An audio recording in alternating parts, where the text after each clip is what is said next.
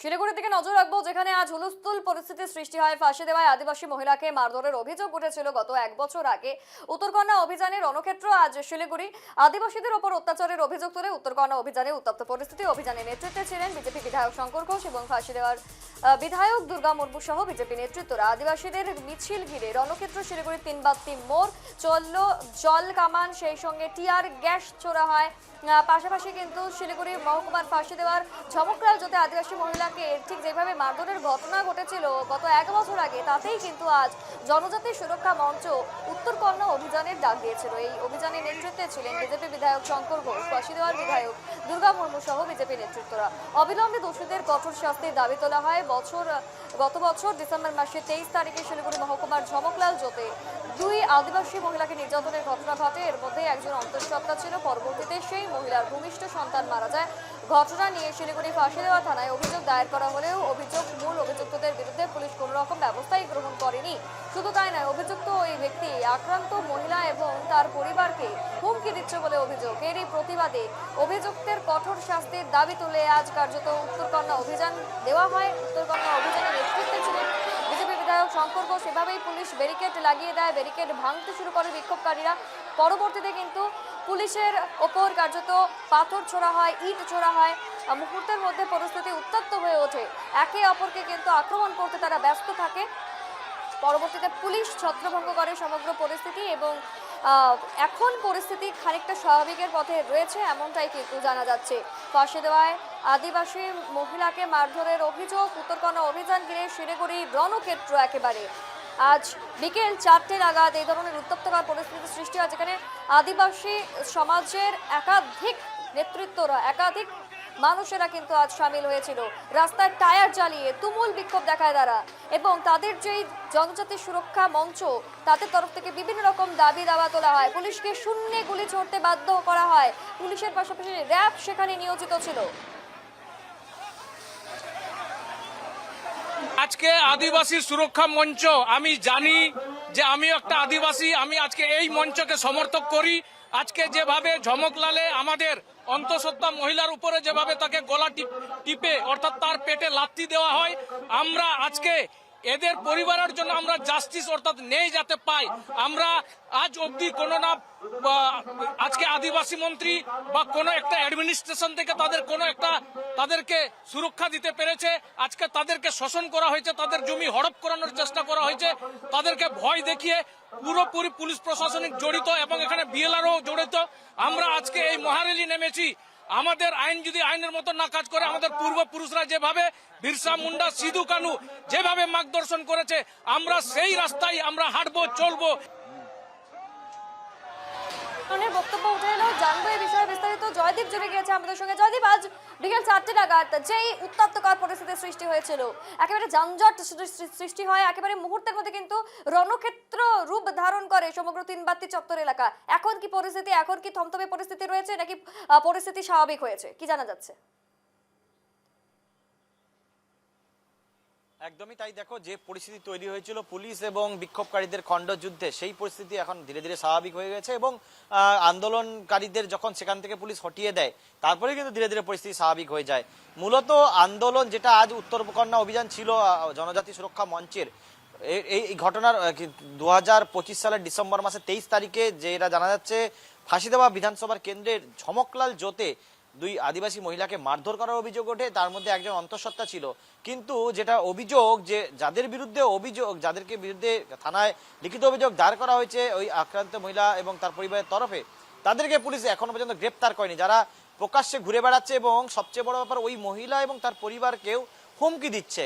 এই ঘটনার প্রতিবাদেই কিন্তু আজ উত্তরকন্যা অভিযান ছিল জনজাতি সুরক্ষা মঞ্চের, এবং এই জনজাতি সুরক্ষা মঞ্চের নেতৃত্বে কিন্তু ছিল বিজেপি নেতৃত্বরা এবং বিজেপি বিধায়ক ফাঁসি দেওয়া বিধানসভা কেন্দ্রের দুর্গা মুর্মু, তিনি নিজেও কিন্তু এই আজকে যে উত্তরকন্যা অভিযান ছিল জনজাতি সুরক্ষা মঞ্চের, তার নেতৃত্বে ছিলেন এবং নিজে কিন্তু তীর ধনুক হাতে নিয়ে এই মিছিলে ছিলেন। এবং আরো অন্যান্য বিভিন্ন জায়গা থেকে আদিবাসী যারা সম্প্রদায়ের মানুষ, তারা কিন্তু তীর ধনুক হাতে নিয়ে এই উত্তরকন্যা অভিযানে নেমেছিল।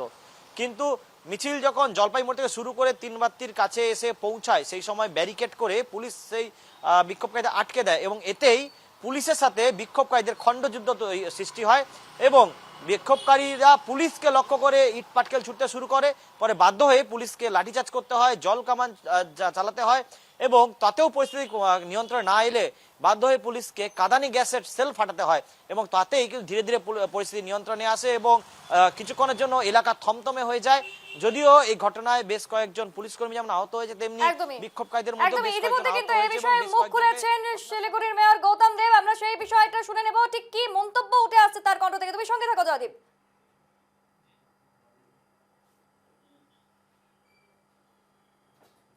আমরা আপনাদের শোনাবো ঠিক কি প্রতিক্রিয়া উঠে আসছে মেয়র গৌতম দেবের। তবে এই ঘটনায় একেবারে কিন্তু উত্তপ্তকর পরিস্থিতির সৃষ্টি হয়ে রয়েছে এখনো সেই এলাকায়, কেননা ফাঁসি দেওয়া থেকে এই ধরনের বিক্ষোভ, ফাঁসি দেওয়ার একটি ঝমকলাল জোট, সেই এলাকায় ঘটে যাওয়া এই ঘটনায় কার্যত উত্তপ্তকর পরিস্থিতি যখন সৃষ্টি হয়েছিল গত বছর, তখন কিন্তু একেবারে পুলিশ দায়সারাভাবে কাজ করেছিল এবং আজ সেই প্রেক্ষিতে কিন্তু তারা সরব হয়েছেন এবং এই নিয়ে এখন মুখ খুলেছেন মেয়র গৌতম দেব। কি বলেছেন তিনি, শুনুন।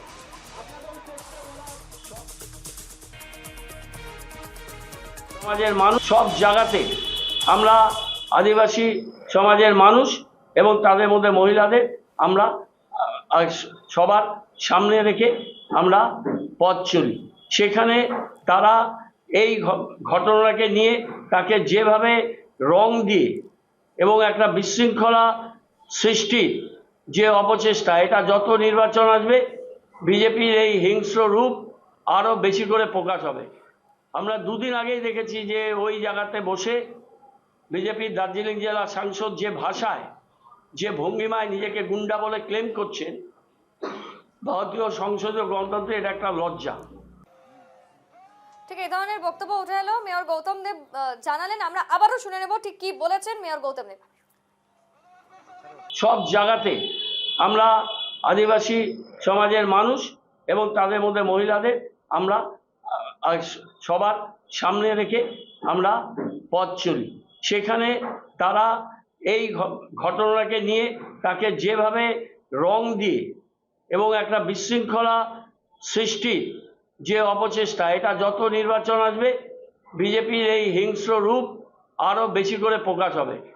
আমরা দুদিন আগেই দেখেছি যে ঠিক এই ধরনের বক্তব্য উঠে এলো এবং যেখানে কিন্তু আদিবাসী মহিলার ন্যায়ের বিষয়ে কোনো রকম মুখই খোলেননি মেয়র, বরং বলেছেন যে নির্বাচন যত ঘনিয়ে আসবে বিজেপি আদিবাসীদের ততই এই ধরনের কাজ করতে একেবারে উস্কাবে। ঠিক এই ধরনের কিন্তু মন্তব্য উঠে আসছে। জয়দীপ, ঠিক এই ধরনের মন্তব্য মেয়রের কণ্ঠ থেকে উঠে আসছে, তাহলে আদিবাসীদের ন্যায় কোথায় গেল? তারা ন্যায় কি পাবে আদতে?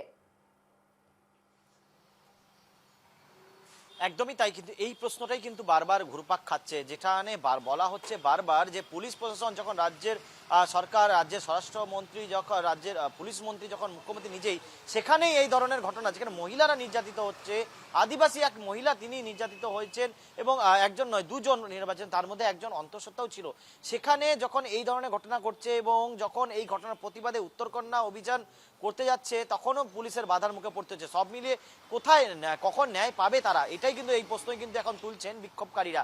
বিক্ষোভকারীদের দাবি অবিলম্বে যারা দোষী, যাদের বিরুদ্ধে থানায় অভিযোগ দায়ের করা হয়েছে তাদের গ্রেপ্তার করা হোক এবং তাদের কঠোর শাস্তি দেওয়া হোক এবং পুলিশ যাতে উপযুক্ত তদন্ত করুক এবং একেবারে সেই দাবি কিন্তু তোলা হচ্ছে। এসা অর্থাৎ রাজ্য সরকারের যে পুলিশ রয়েছে তারা দায়সারাভাবে কাজ করছে, তারা বিক্ষোভকারীদের ঠেকাতে ব্যস্ত, যারা প্রকৃত দোষী, যারা এই ঘটনায় যুক্ত ছিলেন তাদের কিন্তু এখনো কোনো রকম শাস্তি প্রদান করা হচ্ছে না।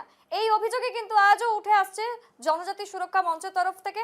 তারা আজ একেবারে উত্তরকন্যা অভিযান ডাক দেয় এবং সেই অভিযান চলাকালীনই একেবারে রণক্ষেত্র রূপ ধারণ করে শহর শিলিগুড়ি তিনবাত্তি মোড় এলাকা এবং এই সমস্ত ঘটনা ঘিরে ব্যাপক চাঞ্চল্য এখনো বিরাজ করছে। জয়দীপ, এর পরবর্তীতে আজ যে ঘটনা ঘটলো তার পরবর্তীতে এখন তারা কি জানাচ্ছে? আদিবাসীরা আরো কি পরবর্তীতে এই ধরনের আন্দোলনে নামবেন বা অভিযানের কি ডাক দেবেন? কি বলছেন তারা?